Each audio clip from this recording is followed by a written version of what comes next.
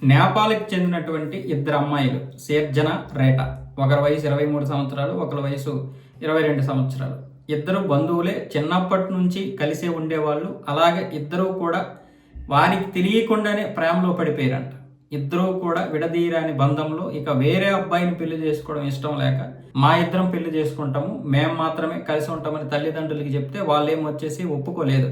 నెల రోజుల క్రితం నుంచి వాళ్ళని ఎంతో విడదీద్దామని ప్రయత్నాలు చేస్తే వాళ్ళు విడిపోలే. చివరికి బెంగళూరు తీసుకొచ్చి ఆ బెంగళూరు శివారు ప్రాంతంలో ఇద్దరిని వేరు వేరు టౌన్లలో ఉంచినా సరే వాళ్ళిద్దరూ కూడా వారానికి 4-5 సార్లు కలుసుకునేవారు. చివరికి తల్లిదండ్రులు ఏమొచ్చేసి మీరు ఇలా చేస్తే మేము చనిపోతామని భయపెట్టారు. దాంతో ఏం చేయాలో తెలియక ఇద్దరూ కూడా ఇక చివరగా చనిపోదామని నిర్ణయం తీసుకొని ఎవరూ లేనటువంటి ఒక నిర్జీవమైనటువంటి ప్రదేశంలో ఒక చెట్టుకి ఉరివేసుకుని చనిపోయారు.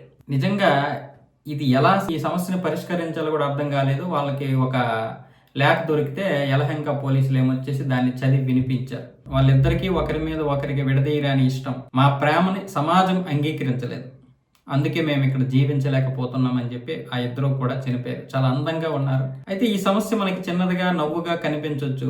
వాళ్ళిద్దరు మనసుల వైపు వెళ్ళి చూస్తే అది కొంచెం కఠినంగానే అనిపించవచ్చు. మనకి తక్కువగా చిన్నగా అనిపించేటటువంటి సమస్య అవతల వాళ్ళ వైపు నుండి చూస్తే దాని యొక్క బరువు ఏంటో తెలుస్తుంది. దీన్ని నేను సమర్థించను లేను, అలాగే వ్యతిరేకించను లేను, ఏమీ చెప్పలేనటువంటి పరిస్థితి. ఇద్దరు అమ్మాయిలు ప్రేమించుకోకూడదా, ఇద్దరు అబ్బాయిలు ప్రేమించుకోకూడదా అంటే ఏం చెప్తాం? ఆ మనసు ఎటువైపు ఎప్పుడు ఏ విధంగా దారి తీస్తుందో వాళ్ళ ఆలోచనలు ఏంటో ఎవ్వరికీ తెలియదు.